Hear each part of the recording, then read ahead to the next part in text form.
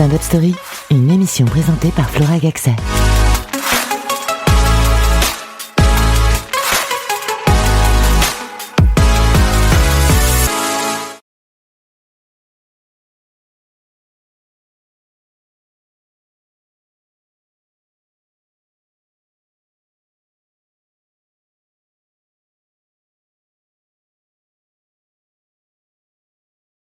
Bonjour, vous écoutez Stand-up Story, la toute nouvelle émission qui vous fera aimer le stand-up, du moins je l'espère. Je suis Flora et nous avons l'honneur d'accueillir pour le deuxième épisode Sofiane et Taï. Salut Flora, comment tu vas ? Très bien, et toi ? Ça va super, merci et merci pour l'invitation. Merci à toi de l'avoir accepté. Donc toi, tu as ton spectacle Légèreté, c'est bien ça ? C'est ça. Dans le Comedy Club chez Prince, situé dans le 6e arrondissement de Paris, et c'est tous les dimanches à 21h30 ? C'est ça. Alors là, en fait, on a fait quelques dates là, en octobre et en novembre. Là, pour le mois de décembre, en fait, on fait une relâche à ce niveau-là parce qu'il y a beaucoup de location du lieu, vu que c'est une discothèque et tout, donc il y en a qui louent la salle. Donc en décembre, c'est tellement souvent loué qu'on a préféré ne pas prendre de risques. Et à partir du mois de janvier, ce sera tous les dimanches à 21h30, donc au Chez Prince. Voilà, donc c'est rue des 80, métro Odéon. Ok, en plus c'est facilement accessible, Oui. C'est super. En plus derrière, les spectateurs ils peuvent enchaîner pour danser. Absolument. Ça peut être un argument supplémentaire aussi. Et d'ailleurs là je vois que tu es venu avec un objet, mais qu'est-ce donc ? Alors cet objet, c'est quelque chose qui représente une période de ma vie qui m'a marqué, c'est l'écharpe de la RATP. Wow. Voilà, ça me rappelle mes 16 ans de conduite, voilà, dans le bus. J'ai pas fait 16 ans à la RATP, mais j'ai terminé ma carrière à la RATP. Et donc l'année dernière, j'ai arrêté. Et c'est l'une des reliques que je garde de mon métier. Alors je te rassure, je la trimballe pas avec moi par valeur sentimentale, mais uniquement parce qu'il commence à faire froid en ce moment. Hein. C'est purement, vraiment, c'est pragmatique, hein, l'usage que j'en ai. Mais c'est vrai que quand j'y pense, tu m'as demandé est-ce que tu as un objet perso et tout. Moi, je me suis dit ce qui me correspond le mieux, c'est ce que j'ai fait de ma vie pendant 16 ans. Et c'est du coup le métier de chauffeur de bus. Et voilà, c'est quelque chose qui m'a marqué, qui m'a donné beaucoup de matière pour le spectacle. Et puis voilà, je renie pas du tout cette période-là de ma vie, au contraire, je suis ravi d'avoir pu la vivre. Et puis maintenant, ça a été mon tremplin vers ma vie 100% artistique. Non mais c'est génial, on reviendra sur cette partie tout à l'heure, notamment au niveau de tes axes, au niveau de ce dont tu évoques lors de ton spectacle. Mais juste avant, j'ai préparé quelques petites questions un petit peu décalées pour mieux te connaître. Est-ce que tu es prêt ? Allez. Alors, écoute bien. Pourrais-tu nous donner 5 traits de personnalité qui ne te correspondent pas ? Alors, 5 c'est beaucoup. 5, qui ne me correspondent pas. Alors, des fois, c'est rarement le cas, mais la plupart du temps, malheureusement, je manque de patience. Pas patience dans le sens je vais m'énerver envers les gens, mais je suis impatient, je suis un peu impulsif dans le sens je voudrais que tout se fasse tout de suite et tout, j'ai du mal à patienter et tout, donc je ne suis pas très patient. Et tu as été chauffeur de bus ? Et j'ai été chauffeur de bus, et c'est justement dans le cadre de ce métier-là que je me suis rendu compte que des fois j'étais patient avec les clients quand ils te parlent vraiment mal et tout, et que tu arrives à garder ton calme et ton professionnalisme. Là je me suis rendu compte que j'étais patient, mais la plupart du temps je suis quelqu'un de pressé dans le sens j'aime pas attendre tout ça, tu vois. Voilà. Je ne suis pas, je dirais, alors, ponctuel. J'essaye de l'être de plus en plus, hein, mais la plupart du temps, j'ai toujours, on va dire, un petit peu de retard ou quoi. Mais par contre, j'ai quelque chose que je ne pourrai jamais enlever, c'est que je préviens toujours. Ça m'arrive d'être en retard, mais toujours, j'enverrai un petit message à la personne en disant « Désolé, j'ai eu un petit truc où j'ai pinaillé, où il y a du monde sur la route ou quoi », et j'arrive. Mais c'est un défaut que j'essaie de corriger. Voilà. Okay, il en manque 3 du coup. Ça fait 2, il en manque 3. Je ne suis pas... qu'est-ce que je pourrais te dire de plus ? C'est une question balèze, hein, quand même. Elle est très intéressante, mais elle est balèze. Je ne suis pas... je ne suis pas, comment dire, méchant, tu vois. Enfin, j'espère. Ça fait bizarre de dire ça de soi-même, tu vois, mais je ne suis pas méchant. Moi, je suis un gros nounours. Si je monte sur scène, c'est parce que j'ai envie de dire aux gens que je les aime, et j'espère qu'eux, ils m'aiment en retour. Donc, je cherche leur amour, tu vois. Et je ne suis jamais méchant parce que j'ai pas envie que les gens repartent en se disant « Ah, il a été méchant avec moi et tout ». Même quand quelqu'un, par exemple, va être dur avec moi pendant le spectacle ou quoi, ou méchant, je vais essayer de le recadrer toujours avec humour, mais jamais genre « Allez, dégage », genre « ferme-la, dégage » et tout. C'est premier degré, jamais. Donc j'espère, je fais au mieux pour ne pas être méchant. En plus, ton spectacle, il est hyper bienveillant. Merci. À chaque fois, tu communiques avec le public et tu ne dis pas vraiment une chose négative alors que tu pourrais les tailler comme Ridwan Bougueraba ou d'autres artistes. Alors, je critique pas du tout ceux qui le font parce que c'est une niche. Et il y a des gens, par exemple, le public de Redouane, tu donnes l'exemple de Redouane, c'est le plus connu. Le public de Redouane, par exemple, détesterait certainement mon spectacle. Parce qu'ils vont se dire, bah, il est trop gentil en fait, c'est pas, ça nous intéresse pas. Eux, ce qu'ils veulent, c'est du rentre dedans. Ils veulent vraiment que l'humoriste sur scène les défonce. Ils veulent ce qu'on appelle du roast. Tu vois, le truc à l'américaine et tout. Ils veulent vraiment se faire défoncer par l'humoriste. Et moi, c'est pas ma cam, tu vois. Moi, j'aime bien rigoler et tout. Après, si ça monte vraiment haut, là, je vais durcir un peu les vannes, mais jamais méchamment. À ma façon, voilà, bisounours énervé, tu vois, genre un peu comme ça. Mais je vais jamais genre dépasser la barrière de la méchanceté et la barrière du premier degré. Au pire, je vais dire, tu sais quoi, c'est pas grave, on passe à quelqu'un d'autre et hop, je vais passer à autre chose. Mais je critique pas ce style-là parce que il y a un public pour ça. Moi, mon public, j'essaye au mieux de rapprocher, de réunir tout le monde. Mais évidemment, c'est utopique. Tu pourras jamais plaire à tout le monde. En tout cas, non, moi, j'essaye vraiment de garder toujours une bienveillance et tout ça. Donc, pas méchant. Alors maintenant, il en manque 2. Ouais, mais juste, j'ai une petite anecdote pour les auditeurs par rapport au fait que tu dises comme quoi tu es toujours très gentil avec le public. C'est le fait que dimanche dernier, donc lorsque j'ai vu ton spectacle, tu as carrément demandé à ton public s'il souhaitait qu'on augmente la clim. Oui, parce qu'en fait, oui, on jouait donc au Chez Prince. L'avantage, c'est d'avoir la clim dans la salle. Ah, quel confort, c'est magnifique. Et je voyais que les gens... Alors moi, déjà, j'avais chaud. Personnellement, j'avais chaud. Ça se voyait un peu. Ça se voyait un peu, on est d'accord. Parce que, tu sais, c'est bizarre, parce qu'en plus, il y avait... Enfin, la salle, quand elle est vraiment pleine, oui. Mais là, elle était à 3/4 pleine. Il y avait encore un peu de marge. Donc, moi, je pensais vraiment que j'aurais pas chaud, mais en fait, je sentais une chaleur et tout comme ça. Et du coup, j'ai dit, ok, alors peut-être que du coup, c'est parce que le chauffage avait été mis et que ça avait été mis trop longtemps ou je sais pas, et puis avec la chaleur humaine, tout ça. Mais moi, je sentais que j'avais chaud et je voyais les gens qui commençaient un peu à se ventiler et tout, tu vois.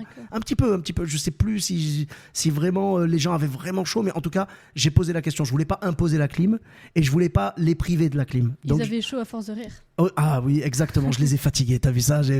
C'était génial. T'es une super intervieweuse en fait. Hein. C'est super bienveillant. C'est trop bien. Et bien, franchement, je leur ai demandé. Et puis s'ils m'avaient dit non, ça va, on l'aurait pas mise. Mais comme ils m'ont dit ouais. Tu vois, il y avait une partie qui voulait, une partie qui voulait pas, tu vois. Et j'ai dit par applaudissement, qui veut la clim? Et il y avait clairement une grande partie de la salle qui la voulait. Donc on l'a mise et puis voilà. Le petit bémol, c'est que ça a mis un petit peu de bruit supplémentaire. Mais avec le micro, normalement, on m'entendait bien. Tout à fait, ouais. Donc ça va, c'est cool. Oui, mais il n'y a que toi pour faire ça, n'empêche. Parce que tu sais, les gens, je te jure, je suis tellement content. Moi, ça fait 12 ans que je fais ça et je sais ce que c'est parce que je m'en cache pas. Hein, j'ai vraiment pas, tu vois, je vais vraiment pas jouer le gars qui joue que devant des zéniths. Hein, c'est loin de ça. Hein. Vraiment, je joue dans des salles plutôt réduites. Il y a même des fois où on annule. Hein. Si les humoristes sont honnêtes, ils te disent tous la vérité là-dessus, tu vois. Et je suis tellement content quand les gens sont là, que j'ai envie qu'ils passent un bon moment et j'ai vraiment envie de, tu sais, je veux les prendre dans mes bras et tu sais, j'ai envie de les adopter un par un, tu vois ce que je veux dire. Et je suis tellement content qu'ils soient là que je veux en prendre soin. Donc si je les vois en galère, moi je pourrais pas passer un bon spectacle. Et je sais que eux non plus, tu vois. Donc moi mon but c'est que eux passent un bon spectacle. C'est d'ailleurs pour ça aussi que quand j'ai quelqu'un par exemple qui dérange la salle, qui parle, au début je dis rien parce que ça me dérange que moi. Et moi, j'arrive à faire abstraction. Mais quand je vois les gens autour de cette personne qui se tournent à droite, à gauche, genre pour dire, tu vois, un peu comme ça, là, je vais dire stop, excusez-moi, mesdames et messieurs, s'il vous plaît. Là, il y a beaucoup de bruit, je vois que ça perturbe et tout. Je le fais pour le public, pas pour moi. Moi, j'assume, tu vois, j'y vais, on y va à fond et tout, c'est pas grave, c'est mon travail. Mais quand les gens dans le public tournent la tête et commencent à sortir du spectacle, là, je suis obligé d'intervenir. Et tu veux le bien-être de tous. Exactement. Mon but, c'est qu'on passe le meilleur spectacle possible. En plus, à chaque fois, même je crois que je te l'ai dit dimanche dernier, c'est que tu arrives à captiver le public de A à Z et c'est vraiment une force qui est plutôt rare dans le milieu du stand-up, surtout sur une durée d'1 heure. En fait, ça se voit que tu as un texte que tu as appris et en même temps, tu le sors avec beaucoup d'authenticité. Et ça, c'est vraiment génial. Et tu te démarques par rapport à de nombreux comédiens. Mais je te remercie. Vraiment, tu vois, c'est avec l'expérience, en fait, qu'on arrive à faire ça. Parce que il faut être capable de retourner dans son texte aussi n'importe quand. Parce que le stand-up, c'est ouvrir la porte à l'absence de quatrième mur. Donc, il faut être capable de rebondir s'il se passe quelque chose, rebondir et pouvoir revenir dans son texte. Dans mes débuts, j'avais beaucoup plus de mal. Je me rappelais plus de mon texte et puis voilà, tu vois, je devais sûrement sauter des vannes ou quoi. Alors que là, Dieu merci, je connais tellement le spectacle que je suis capable de sortir un petit fil comme ça. Je tire le fil et quand je sens que le fil, tu vois, commence à résister, hop, je retourne dans le texte et c'est réglé. Ok. Voilà. Bah, tu sais quoi, on va zapper la partie question décalée. Oui. Mais donc tu disais que ça faisait... Désolé, je parle beaucoup. Non, non, mais t'en fais pas, c'est hyper intéressant justement. Donc tu disais que ça faisait longtemps que tu avais ces sketchs-là. Ça remonte à Bordeaux, à l'époque où tu étais là-bas. Est-ce que tu peux retracer un petit peu ton parcours, s'il te plaît? Alors, j'ai commencé l'humour quand j'étais à Bordeaux. Je suis parti à Bordeaux en 2010 et j'ai commencé, la première date de mon spectacle, c'était le 24 novembre 2012. Ok. Et bien d'ailleurs, c'est aujourd'hui l'anniversaire. C'était hier l'anniversaire de mes 12 ans de spectacle. Et donc, c'est trop bien d'avancer comme ça, de faire des nouvelles rencontres et puis de continuer, de garder la même passion. Et moi, c'est clair que je me vois pas arrêter. Tu vois, j'ai aucune envie. Je prie Dieu de faire ça jusqu'à la fin, quoi. Tu vois, j'espère même un jour, je prie Dieu de pouvoir faire du stand-up même très vieux, tu vois. Genre, c'est pas grave, hein, tu sais, genre filez-moi un micro et puis au pire je m'assois et tu vois, il y en a, ils faisaient ça et tout. Tu vois, George Carlin par exemple aux États-Unis, qui faisait du stand-up jusqu'à la mort carrément. Il est mort vieux et tout et il faisait du stand-up jusqu'à la fin. C'était génial, quoi.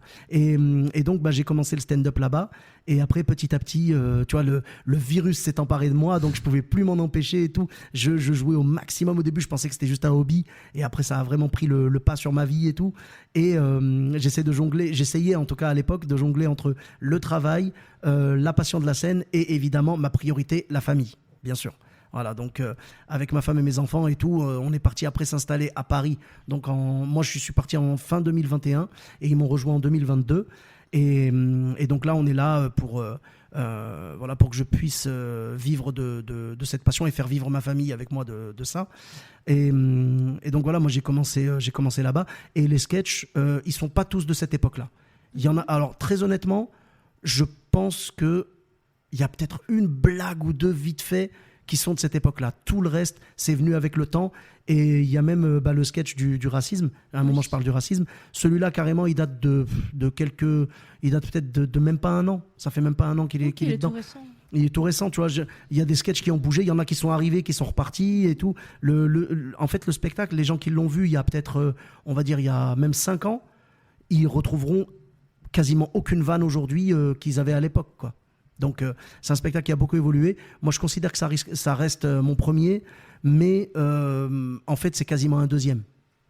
Ok. Voilà. Donc, ceux de Bordeaux qui t'ont déjà vu, s'ils viennent par Paris, Il y a d'autres vannes. Ah ouais, vraiment. Il y a les gens qui m'ont vu surtout en 2012, 2013, dans mes débuts.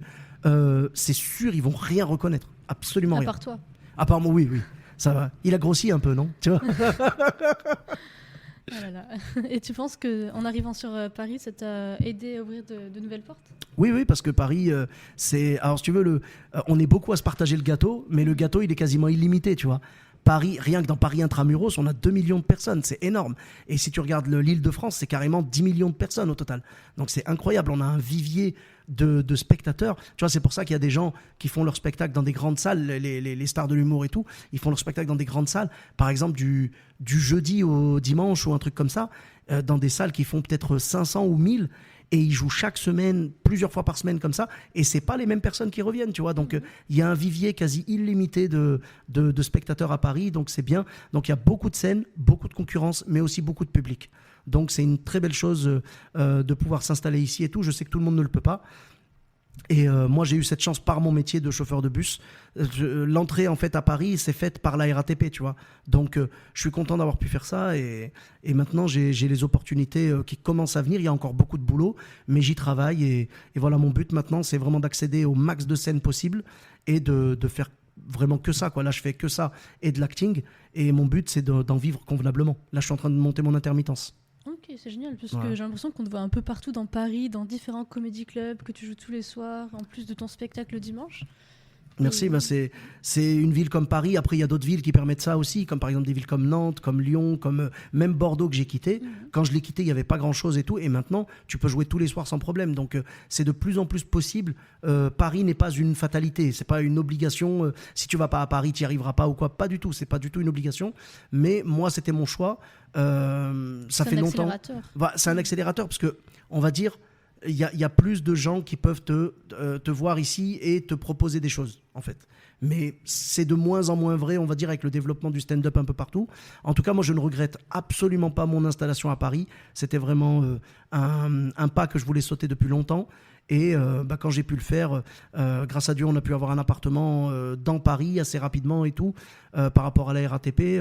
Voilà, donc c'est super cool. Ça, tu vois, pour ça, par exemple, je suis reconnaissant envers la RATP. Tu vois, on pourrait dire beaucoup de choses, mais si je dois dire que du positif, je te dirais que grâce à eux, j'ai un appart à Paris, quoi. Ça, c'est très bien. Je leur serai toujours reconnaissant pour ça. Ils m'ont donné l'opportunité de m'installer ici et puis de ramener ma famille, tu vois, en sécurité et tout. Donc, je suis reconnaissant quand même envers la RATP qui m'a permis d'être là et puis de ramener ma famille en toute sécurité et d'être, au plus proche des scènes parisiennes, parce que ça aurait été difficile pour moi de m'installer par moi-même à Paris et de me retrouver, par exemple, dans le fin fond du 77 ou un truc comme ça, pour rentrer le soir. Déjà, pour venir à Paris, c'est compliqué, et pour rentrer le soir, c'est très compliqué, tu vois. Il faut être à proximité des transports, voilà. Surtout qu'en général, tu enchaînes les scènes à droite, à gauche, tu n'attends même pas que le plateau se termine. C'est ça. Et après, tout ce qui est RER et autres transports, malheureusement... ça s'arrête assez rapidement, voilà, on est d'accord. Il ne faut pas que ça te mette un frein supplémentaire. Voilà, moi, Dieu merci, même avec des noctiliens, ça m'est déjà arrivé de rentrer en noctilien, et je peux très bien rentrer chez moi, même à 2-3 heures du matin, c'est pas un problème. Ça va. Et en temps normal, vu que les métros s'arrêtent à minuit 40 la semaine et à 1h40 le week-end, c'est-à-dire c'est les derniers départs à cette heure-ci des terminus, j'arrive largement à faire tous mes plateaux tranquillement, quoi. Il n'y a pas de souci. Donc grâce à Dieu, on est bien installé, et puis ça me permet d'être mobile, tout ça, et de profiter au maximum des opportunités qu'offre Paris. T'as bien raison, et c'est génial que ta famille ait vraiment suivi le mouvement et t'accompagne. C'était important pour moi, bien sûr. On a besoin du soutien de ses proches et tout. Et de toute façon, moi, je sais qu'il y a des gens qui font ça, et vraiment, je leur souhaite bon courage. Mais moi, j'aurais jamais pu faire ma vie à Paris et laisser ma famille à Bordeaux. Je l'ai fait au début pour le temps de trouver quelque chose. Parce qu'évidemment, j'allais pas leur dire venez avec moi dès le premier jour, alors que j'avais rien du tout, tu vois. J'ai attendu de venir ici, de travailler, de faire ma demande. Je suis resté ici tout seul pendant 9 mois, à peu près. Donc le temps de faire venir ma famille après. En sécurité, si tu veux, je suis parti en éclaireur. Mais par contre, il y a des gens qui vivent toute l'année comme ça, et ça les dérange pas, ils se voient que le week-end et tout. Moi, non, j'aurais pas supporté. Oui, après, c'est un choix personnel. Après, je juge pas, hein, ceux qui y arrivent, tant mieux, mais moi, franchement, je pouvais pas. Quand j'étais à Clermont-Ferrand, en fait, moi je suis de Clermont-Ferrand à la base, c'est qu'après que je suis parti vivre à Bordeaux. Et quand j'étais à Clermont-Ferrand, il n'y avait pas d'atelier stand-up. Déjà, le stand-up, même à Paris, c'était très rare, parce que voilà, c'était, tu vois, c'est venu des États-Unis, tout ça. Mais moi, à Clermont-Ferrand, il n'y avait même pas de MJC et tout. Il y avait des centres sociaux, tout ça. Mais le mot MJC, je l'ai appris en regardant le Jamel Comedy Club. C'était Fabrice Eboué, je crois, qui disait Jamel, en fait, il a réuni des Noirs et des Arabes, c'est une MJC à la télé ou un truc comme ça. Il a fait une blague dans le genre. Et moi, MJC, je connaissais pas. Donc, c'est Maison Déjeuner de la Culture. Mais moi, je savais pas du tout. Mais moi, je ne savais pas. Ah, tu connaissais pas ? Pas du tout. D'accord. C'est des petits endroits comme ça où il y avait des activités, tout ça. Et là-bas, il y avait des petits ateliers. Des fois, il pouvait y avoir des ateliers de théâtre, expression, genre stand-up et tout. Moi, quand j'étais petit, non, je me rappelle pas avoir vu passer des trucs comme ça. Théâtre, vite fait, une fois, on avait fait du théâtre muet et tout. Enfin, un truc, voilà. C'était sympa, c'était du mime. On faisait un peu de mime et tout, c'était cool. Mais après, au niveau du stand-up en lui-même, je l'ai découvert vraiment avec le Jamel Comedy Club. Moi, je tenais un petit blog avec un pote sur Skyblog, tu vois, où on mettait des bêtises et tout, C'était vraiment très très longtemps alors. Très très vieux, bien sûr, je te parle de ça, c'était dans les années 2000, tu vois. Et on s'est éclaté à faire ça. Et après, moi, je commençais à prendre goût à l'écriture comique, parce que j'ai toujours voulu faire le clown, en fait, quand j'étais gamin, mais jamais je me disais j'en ferais mon métier. Je me disais, je vais essayer d'être quelqu'un de marrant, mais je me disais jamais, ce sera mon métier. Moi, à la base, je voulais faire de la médecine. Après, j'ai décidé plus de me diriger vers le journalisme parce que j'aimais beaucoup les mots et tout. Et finalement, j'ai pu faire ni l'un ni l'autre, quoi, malheureusement. J'ai été dans les bus, mais c'était un métier quand même qui me plaisait, tu vois, parce que j'ai donné aussi beaucoup en usine. L'usine, c'est très, très compliqué et tout. J'ai beaucoup de respect vraiment pour les gens qui font toute leur carrière en usine. Tu vois, mon père, tu vois, grâce à Dieu, il est à la retraite et tout aujourd'hui. Il a fait toute sa carrière en usine. Il me raconte les galères que c'était et tout, voilà. Et moi-même, j'y ai travaillé, donc j'ai vu. Et clairement, j'avais pas la force pour ça, tu vois. Donc, le bus, ça m'allait très bien parce que moi, j'aimais bien conduire, j'aimais bien discuter. Donc, c'était un métier qui m'allait très bien. J'aurais pu faire taxi aussi, mais à l'époque, il n'y avait pas encore les Uber. Aujourd'hui, j'aurais peut-être fait Uber, tu vois. Mais à l'époque, il n'y avait pas les Uber, il n'y avait que les taxis classiques. Et la licence à Clermont-Ferrand, elle coûtait 180 000 €. C'était super cher. Ah ouais. Donc, je me suis dit, le bus, c'est bien. Tu vois, j'ai pris le bus qui était gratuit. Et donc, j'y suis allé et c'était un très, très bon métier. Et en fait, j'écrivais... je m'étais mis quelques notes et tout sur mon téléphone pendant que j'étais chauffeur à Clermont. Et je sais pas pourquoi, parce que j'avais pas d'endroit où les jouer, mais je pense que je mettais des idées de côté pour peut-être des nouveaux textes. Et après, quand je suis allé à Bordeaux, j'ai rencontré un gars qui s'appelle Hassan Zahi, c'est un ami, qui est très bon comédien, il faisait du stand-up et tout. Et je lui en ai parlé, je lui ai dit, ouais, j'aimerais bien jouer, mais j'ai pas d'endroit où le faire. Je sais pas s'il y a des scènes ouvertes ici ou quoi. Et il m'a dit, moi, j'organise une scène ouverte dans une chicha dans 1 mois. Si t'es chaud, viens. Et ben du coup, j'y suis allé. Il m'a aidé d'ailleurs. Moi, j'ai écrit, il a fait ce que moi je fais aussi avec les gens quand ils me demandent un coup de main. Je leur dis, pas de problème, écris ton texte. Et après, je vais t'aider à l'améliorer. Mais jamais de la vie, je dirais à quelqu'un, tu veux monter sur scène, je vais t'écrire quelque chose. Non, il faut que ça vienne de lui. Il faut que l'essence vienne de la personne même, tu vois. Et donc, moi, c'est ce que j'ai fait. J'ai écrit mon texte, c'était sur l'addiction au téléphone portable. Ok. Et il m'a aidé à l'affiner et tout. Et c'était mon premier passage sur scène. Et du coup, ton premier passage sur scène était dans une chicha. Absolument, les 2 premiers. Mais quel enfer, non? Franchement, non, ça va. Parce que, si tu veux, les chichas, c'est pas tout pareil. Il y a des chichas très street. Tu vois, ici à Paris, il y a des chichas vraiment street où vraiment, j'aurais pas eu la même expérience. Là, c'était une chicha à Bordeaux. C'était une chicha à lounge, tu vois, genre pépère et tout, tranquille. J'ai pas du tout les références en termes de chicha, je Mais tu suis sais, désolée. Non, mais moi non plus, j'ai été que pour le stand-up de toute façon, mais je veux dire, c'était une chicha à la cool en fait. Si tu veux, c'était pas vraiment une chicha, tu sais, dure et tout, avec des gars vraiment durs. Non, c'était vraiment des gars qui venaient avec leur meuf ou quoi pour regarder un show, parce qu'en fait, il y avait pas que humour. C'était des shows musicaux, il y avait un beatboxer aussi, il y en avait qui faisaient. En fait, c'était pluridisciplinaire, tu vois, c'est un peu comme le field. Mais ils étaient attentifs, c'était pas juste hop, un petit bruit de fond. Voilà, c'est ça. Ok. C'est Ouais, ça. différent, Tu vois, la comment on fait. différence, c'est qu'ils m'ont donné leur attention. Après, quand c'était pas marrant, je te rassure, il y a eu des bides, hein, bien sûr. Mais ils étaient pas en mode on n'écoute pas ce qu'il va nous dire, on s'en fiche. Non, ils m'écoutaient. Quand c'était drôle, ça les faisait rire. Quand ils trouvaient pas ça marrant, bah, du coup, ils riaient pas, mais il y a pas de problème. Ils m'ont donné leur attention. Et ça, c'était le meilleur cadeau qu'ils puissent me faire. Bah, je pense pas qu'à Paris ce soit la même chose, honnêtement. D'après C'est- les échos que j'ai pu ouais. avoir.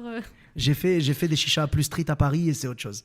Tu peux te faire sortir de scène par un suivant, tu vois, un truc comme ça. Il y a c'est même violent. ah ouais, et encore, c'est rien ça. Moi, il y a des humoristes, on m'a dit carrément genre il y en a un, il m'a dit genre il avait vu genre quelqu'un se faire jeter des glaçons.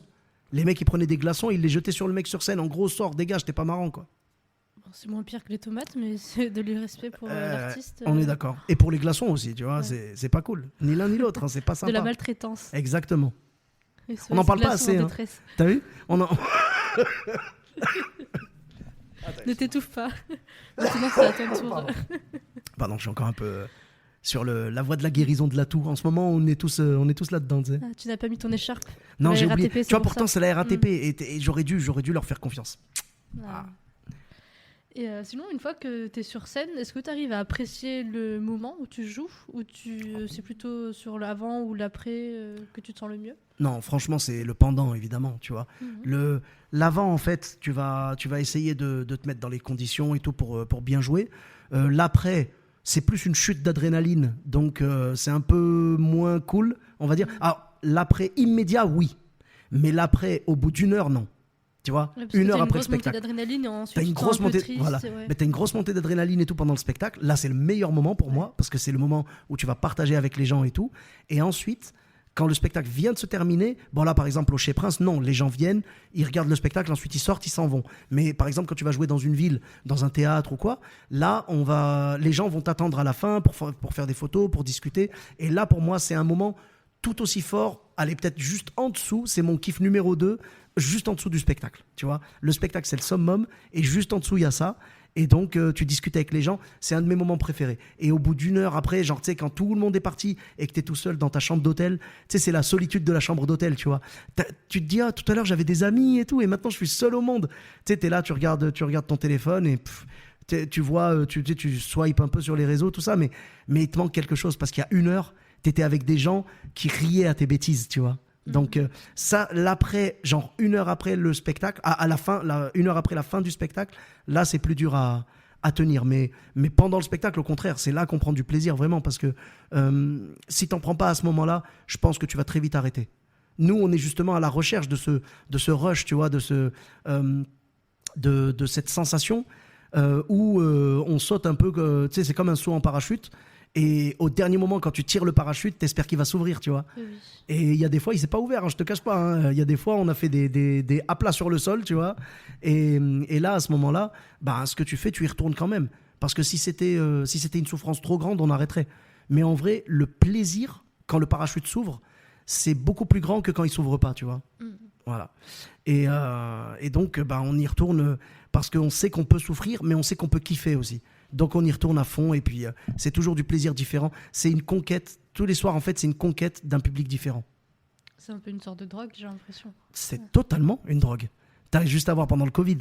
Tu vois, pendant le Covid, tous les pas tous, hein, mais la plupart des humoristes étaient en galère parce qu'ils pouvaient pas jouer. Moi, le premier, j'étais comme un toxico. Hein. J'étais pas bien. Et du coup, surtout le deuxième confinement, parce que le premier, on n'a pas pu jouer de mars à genre juin, un truc comme ça. Et donc, c'était en 2020. Et après, le deuxième, c'était de octobre 2020 à mai 2021. T'imagines comme c'était long. C'était vraiment trop long, quoi. Et moi, j'ai pété un câble au mois de mars 2021. Je suis parti avec un pote. À l'époque, le pays était encore ouvert. On avait le droit d'y aller. On avait le droit de bouger. On n'était pas confinés chez nous. Le confinement, il a eu lieu qu'au mois d'avril, je crois. Mais au mois de mars, on est parti avec un pote à Barcelone.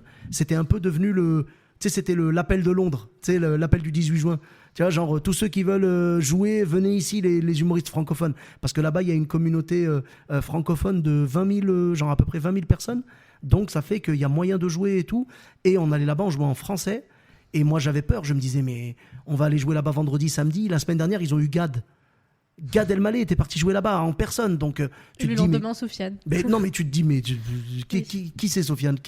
J'ai pas envie d'aller le voir, tu vois. Eh ben non, ils étaient là. Alors après, c'était pas mon spectacle, hein, c'était un plateau. Mais genre, on est parti, on était tous inconnus au bataillon. Et la semaine d'après Gad, les gens sont venus quand même. Donc, ça fait plaisir. Tu sais, ils se sont pas dit en mode, allez, on a vu le maître, maintenant c'est bon, on n'a plus besoin de voir les élèves, tu vois. Non, ils sont venus pour nous aussi. Et c'était complet les 2 soirs, c'était vraiment génial. Et là, je me suis rendu compte que c'était vraiment une drogue parce que quand les gens commençaient à rire et à applaudir, j'avais des larmes qui montaient. Je te jure. Ah, j'étais... Et je leur ai dit, hein, à la fin, ouais, l'envie de pleurer, c'était pas prévu, hein, tu vois. Et ils étaient trop contents et tout, ils étaient là en mode, oh, c'est trop mignon et tout. Et je leur ai dit, mais vous savez pas combien vous m'avez manqué depuis le mois d'octobre, j'ai pas joué et tout. Et c'était tellement bien. Donc oui, je te réponds clairement, c'est une drogue. Ça devait être un moment super fort, en tout cas là-bas à Barcelone. C'était trop fort, j'étais trop content. Et en plus, tu vois, à l'époque, les restaurants ici, ils étaient fermés. C'est-à-dire, tu avais le droit d'ouvrir, mais c'était que du à emporter. Et nous, là-bas, les restos étaient ouverts. Et tu pouvais t'asseoir. Et on a demandé, avec un pote et tout, on est parti là-bas. Et on a demandé au gars, on lui a dit, hola, genre, bon, on lui a parlé en anglais ou en espagnol, je sais plus. Ouais, je crois que j'ai dû baragouiner un truc en espagnol. J'ai dit, est-ce qu'on peut manger ici? Il dit, bah oui, bien sûr. Tu sais, pour lui, c'était normal. Et nous, on s'est regardé en mode, mais non, on peut s'asseoir dans un resto et tout. Et pour quelqu'un de mon gabarit, c'est très important, tu vois. Donc, on est parti, on a kiffé. C'était chez Burger World, BCN, un truc comme ça, le resto. Le mec, il était adorable, la bouffe, elle était géniale. Et on a passé un super moment sur scène avec les gens. Et après, on est retourné se confiner en France. Et là, c'était une autre histoire, quoi. Et c'était l'un de tes meilleurs souvenirs de scène, tu penses, là-bas? Un de mes meilleurs, ouais, parce qu'à ce moment-là, c'était un médicament pour moi, tu vois. J'avais plus de scène, j'avais plus rien. Et puis, voilà, ça m'a permis de m'évader. En fait, c'était une évasion. Moi, je rigolais avec mon pote, j'avais appelé ça le Escape Covid Comedy Club, tu vois. Je voulais juste m'échapper de l'ambiance du Covid, en fait. Et ce soir-là, l'espace d'un soir, l'espace de 2 soirs, on a pu oublier tout ça. C'était magnifique. Et ça fait un bien fou. Oh, tellement. Et donc ça, c'était vraiment le souvenir de ta meilleure scène, enfin l'une de tes meilleures scènes. Et ça serait quoi le pire souvenir? Je pense que tu le sais. Oui, je sais non. exactement. Non, attends. Non, c'est une histoire textile. Tu sais de quoi je parle? Oui. Ah, d'accord, ok. Je Je sais. noté dans mes notes. Ok. Ah non, ça, parce que c'est la plus récente. J'en ai peut-être eu des plus fortes, hein, mais des fois, le cerveau, tu sais, il veut oublier. Donc peut-être que les plus fortes, il me les a mises de côté. En tout cas, sûr que tu allais directement tilter par rapport à ça. Mais en tout cas, celle-là, mais parce qu'elle est marquante. C'est incroyable. Tu sais, donc je raconte l'histoire. Donc c'était à Château-Giron, à côté de Rennes, et on jouait devant 560 personnes. On était 5 humoristes. Et on termine et tout, comme ça on fait les saluts, mon passage il se passe bien, le passage des collègues se passe bien, nickel, le MC nous rappelle sur scène, on vient tous, normalement on se met en ligne, moi je me suis mis en ligne et tout comme ça avec tout le monde, et après il y a le photographe qui dit on va prendre la photo, donc vous vous tournez et vous vous accroupissez, et c'est le verbe s'accroupir qui aurait jamais dû faire partie de sa phrase, parce que quand je me suis accroupi, mon jean était tout neuf, hein, vraiment il avait 10-15 jours, et en m'accroupissant j'ai entendu le bruit que personne veut entendre, j'ai entendu mon pantalon qui s'ouvre sur 20 cm ou 30 cm. Le moment de solitude. Mais surtout que moi, dans ma tête, je suis tôt au public. Donc je me dis, quand je vais me retourner, ils vont le voir. Et j'ai tout fait pour pas que ça se voit. Donc quand je me suis retourné, déjà sur la photo, on le voit pas du tout, tu vois. On me voit super chill avec le sourire et tout, à faire un petit signe avec les mains comme ça, tu vois, tranquille, tu sais, un petit signe genre les doigts comme ça, genre yeah, tu vois, bien. Et quand je me relève, je me dis, mais il y a 560 personnes qui vont voir que j'ai ouvert mon froc, tu vois. Et en fait, non. J'ai réussi à le cacher parce que finalement, la ligne, tu sais, on était en ligne et finalement, ça faisait un L à la fin. Je me suis caché derrière une humoriste comme ça. Et donc le MC me demande, il me dit alors où est-ce qu'on peut te retrouver? Et d'habitude je tchatche avec le public, moi c'est mon plaisir de parler avec les gens, tu vois. T'es vite parti. Ah, je suis parti très très vite, hein. J'ai fait alors Sofiane et Taï sur Instagram, de TAI, au revoir et merci, bonne soirée. Et je suis parti, tu vois. Et je suis parti me planquer en loge, alors qu'à la base quand je termine ça, mon plaisir, c'est ce que je te disais, mon kiff numéro 2, c'est d'aller rencontrer le public. Parce que pour moi, tu termines ta prestation, c'est pas fini, quoi. Les gens ont payé, mais t'es pas un robot. Ils sont pas venus là que pour ça. Il y a le côté humain. Donc normalement, tu dois les rencontrer, faire des photos avec eux, les remercier d'être venus. Tu vois, moi, c'est la base, ça. Même dans les comédie clubs classiques et tout, je me mets toujours à la sortie et je dis aux gens merci d'être venus, bonne soirée, rentrez bien, merci, tu vois. Parce que je suis tellement content de jouer devant les gens qu'ils soient venus jusqu'à nous, parce que peut-être ça leur a coûté des trucs, tu vois. Peut-être ils ont payé une place de parking payante, genre un parking souterrain ou quoi. Des fois, ça peut chiffrer très vite à Paris, tu vois. Peut-être ils ont pris une babysitter pour garder les gosses, tout ça. Ils ont peut-être posé leur soirée alors qu'à la base ils devaient travailler ou je sais pas, tu vois ce que je veux dire. Et donc là, le gars nous dit mesdames et messieurs, on va se retrouver à la sortie et tout, genre pour faire des photos, tout ça. Tout le monde est parti sauf moi. Moi, je suis parti en loge parce que j'avais vraiment honte. Je me voyais pas du tout aller les voir avec mon pantalon déchiré comme ça, tu vois. J'avais ma chemise, mais je voulais pas la mettre devant en mode torero, tu sais. Je voulais pas. Et donc j'ai dit non, attends, je reste dans la loge et tout. Les copains, ils reviennent après, ils me disent Sofiane, t'étais pas avec nous et tout. Je dis vous savez pourquoi je suis pas venu? Je dis parce que voilà. Et je leur montre le pantalon et on éclate de rire parce que quand on est humoriste, heureusement, on peut en rire, tu vois. J'en profite d'ailleurs pour saluer un humoriste. Québécois qui s'appelle Phil Roy, que j'ai eu dans mon podcast Galère d'humoriste et qui m'avait raconté exactement ça. Lui, il a craqué son pantalon devant les gens, mais lui, c'était carrément cramé. Moi, ça va, ils ont pas vu. Mais lui, ils ont vu. Et tu l'as raconté en vidéo de toute manière. Je l'ai raconté en vidéo parce que franchement, avec on est photo humoriste. à l'appui. Mais on est humoriste et on assume, on y va à fond, il n'y a pas de problème. Mais parce qu'on est là pour rire. Et justement, ça rejoint ce que je te dis là, parce que je lui ai dit quoi, moi, à ce moment-là? Je lui ai dit heureusement que tu es humoriste. Parce que lui, ce qui lui est arrivé, en fait, c'est qu'il a craqué son pantalon. Les gens l'ont vu et c'était dans un centre commercial. Ils sont partis ensemble dans un H&M. Il y avait 50 personnes qui le suivaient ou quoi. Et il a débarqué dans un H&M 3 minutes avant la fermeture. Et il a dit au gars, vous inquiétez pas, je prends juste un pantalon et je sors et tout. Il a pris du coup le pantalon et donc les gens l'ont suivi et arrivé sur scène, il leur a dit bon j'ai plus rien à vous cacher maintenant, donc il s'est changé devant eux, tu vois. Et les gens ont rigolé et ça reste un souvenir indélébile. Et je lui ai dit imagine si t'étais politicien, tu vois. Un homme politique à qui ça arrive, ça, il craque son pantalon je sais pas, il se casse la gueule en allant faire un discours et son pantalon se craque devant tout le monde, sa carrière sont là, déjà, et sa carrière elle est terminée. Alors que nous, limite, ça va nous rajouter encore de la carrière, tu vois. Les gens vont dire j'étais là quand t'as craqué ton pantalon et tout, et c'est marrant, tu vois. Donc ça reste des très bons souvenirs. C'est l'avantage de notre métier, c'est qu'on peut recycler nos galères. Et en faire des sketchs. Mais là, tu n'en parles pas. Exactement. Est-ce que tu penses sur que ça scène, deviendra? non. J'en parlerai sur scène peut-être un jour, mais là, je l'ai fait en vidéo, donc je pense pas. De toute façon, il y en a d'autres. Il y a d'autres anecdotes qui vont arriver, et puis voilà, on vit au jour le jour avec le stand-up, et s'il se passe quelque chose, oui, on en parlera avec grand plaisir.